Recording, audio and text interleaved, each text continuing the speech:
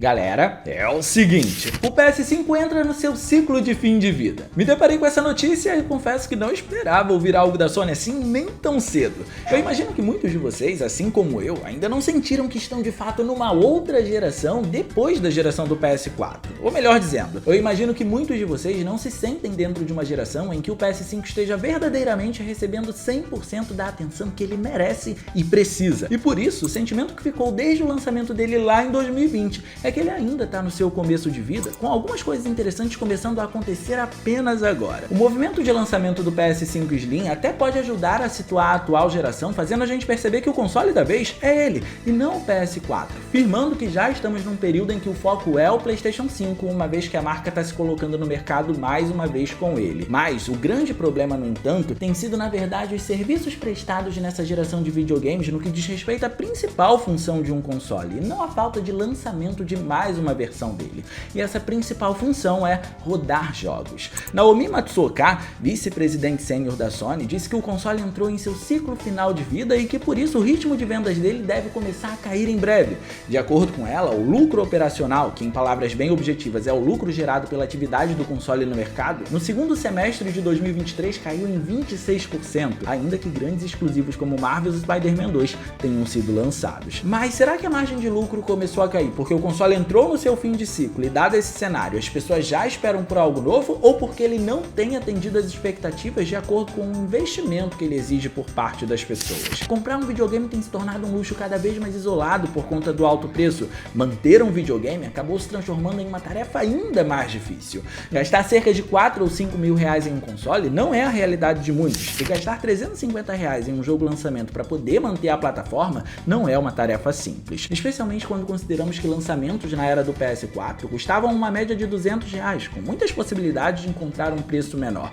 E falo por experiência própria, eu não pagava mais do que 170 reais em um jogo no período do PS4, e hoje em dia, para jogar um lançamento, a gente gasta mais do que o dobro disso. Olhando do nosso ponto de vista, que é o ponto de vista do consumidor, obviamente, esse cenário todo faz a conta não fechar, porque parece que o PS5 e a maioria dos jogos que vem saindo para ele não se distanciaram o bastante da geração anterior para poder justificar a troca de geração e esse aumento de preço.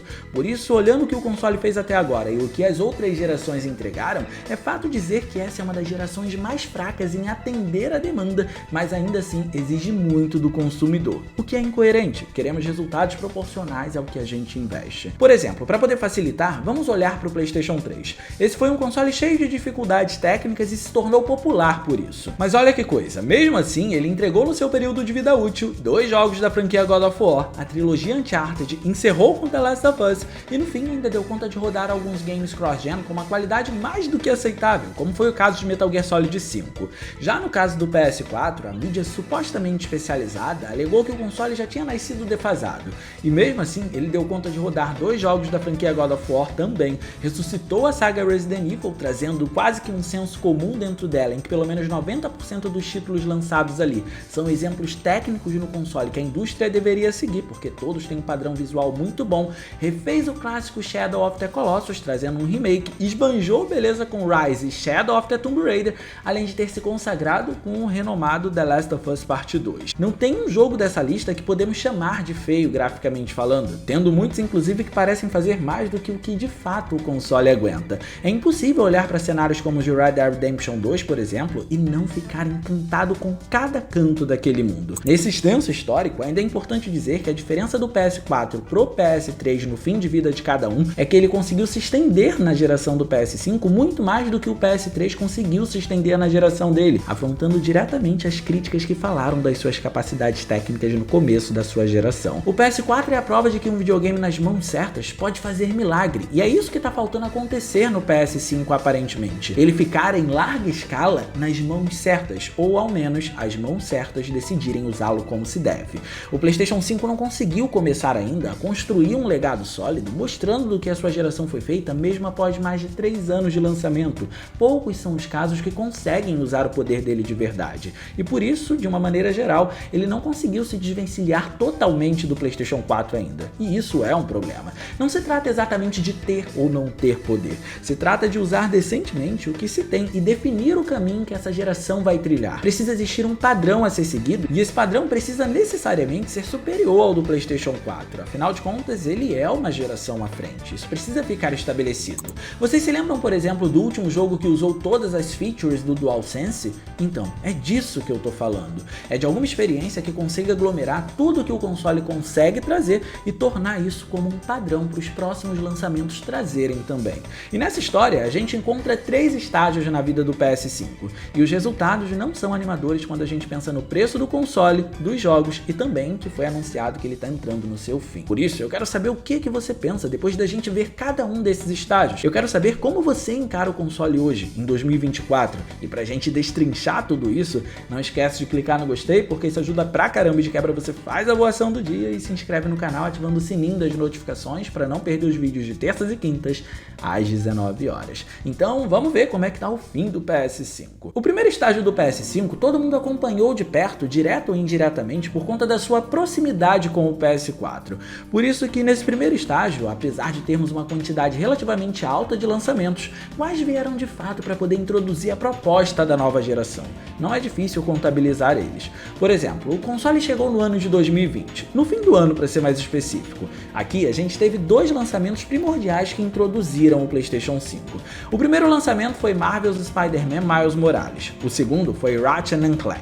A verdade é que desses 2 lançamentos, o único que foi lançado exclusivamente para o PS5 e por conta disso conseguiu brincar mais com a tecnologia do console, fazendo com que ele se destacasse melhor, foi o Ratchet & Clank Rift Apart. O Spider-Man Miles Morales até tem recursos bem interessantes na sua versão do PS5, mas ele acabou se segurando muito bem também com tecnologias mais arcaicas na versão do PS4. Então acabou não sendo um jogo tão interessante para a nova geração, porque o fator de migração dele não era tão alto quanto o de Ratchet & Clank Rift Apart. Afinal de contas, se a versão de PS4 já é muito boa, por que eu vou investir um dinheiro tão alto para poder jogar a versão de PS5? Não faz sentido. Então, depois desse período, nós chegamos em 2022, e aqui as coisas ficam interessantes, porém reveladoras. Vejam o que acontece nesse ano. Aqui o PS5 de fato teve feitos impressionantes com jogos como a Plague Tale Requiem. É impossível não ficar impressionado com esse jogo logo no primeiro take que ele te apresenta ou com a quantidade de ratos que ele consegue colocar em tela dentro de uma única cena e o quanto eles conseguem transformar o mundo ao seu redor com muita destrutibilidade. Isso também aconteceu com The Last of Us Part 1, que apesar de não ser um remake tão necessário, ainda impressiona com o poder do console. Só que nesse ano a gente encontra uma divisória de casos problemáticos para o PS5, por mais que muitos desses jogos sejam competentes. Vocês vão entender aonde eu quero chegar. Na primeira divisória, a gente vê títulos como Gotham Knights. O jogo surge com um padrão visual menos interessante do que o Batman no PS4, é exclusivo da nova geração, e ainda que a gente esteja considerando uma experiência que traz gráficos inferiores à última versão do Batman lançada para o PlayStation 4, rodando agora num console muito mais poderoso que ele, a gente ainda tem apenas 30 quadros por segundo por aqui. Incoerente, não? Imagine comprar um PS5 porque você gostou de jogar o Batman no PS4 e queria continuar jogando jogos que remetem ao universo da franquia, mas aí você se depara com isso. Então eu pergunto, esse tipo de jogo não poderia ter sido lançado para o PS4 para poder evitar que a pessoa gastasse R$4.000 na compra de um PS5? Além disso, são R$350 para jogar um jogo inferior ao da geração passada. Nada justifica. De qualquer forma, a gente olhou para um problema muito mais grave. Agora a gente vai olhar para uma qualidade que involuntariamente para o PlayStation 5 acabou se tornando um problema, porque ela faz parte da outra divisão, a divisão de jogos com qualidade.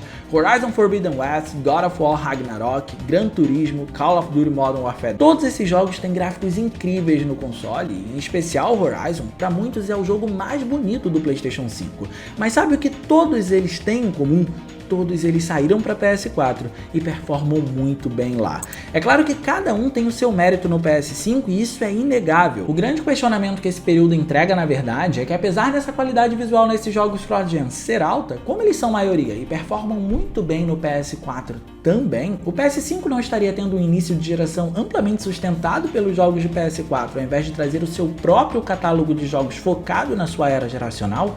O fato do PS5 ter uma resolução muito mais alta e mais performance, por óbvio, traz mérito para ele. Mas se cada um desses jogos já se sustentam tão bem no PS4 e eu já tenho o console, será que vale a pena migrar de geração comprando um PS5 por causa deles, que são a maioria dentro da biblioteca do console? Não é difícil encerrar esse início de geração pensando em todas esse cenário quando a gente observa a quantidade de patches de aprimoramentos que foram lançados ou até relançamentos de jogos de PS4 para cá para poder manter a biblioteca do PS5 ativa e fazer com que o lucro operacional acontecesse nele. Mas como esses casos são maioria e considerando que videogame é um luxo, será que vale a pena sair de um PS4 para um PS5 para poder jogar experiências como essas em que encontramos um certo grau de qualidade no PS4 também, onde muitas vezes a gente já tem o console em casa e a gente não precisa desembolsar 4 ou 5 mil reais para poder jogar, mesmo que a gente esteja considerando o 4K do PS5?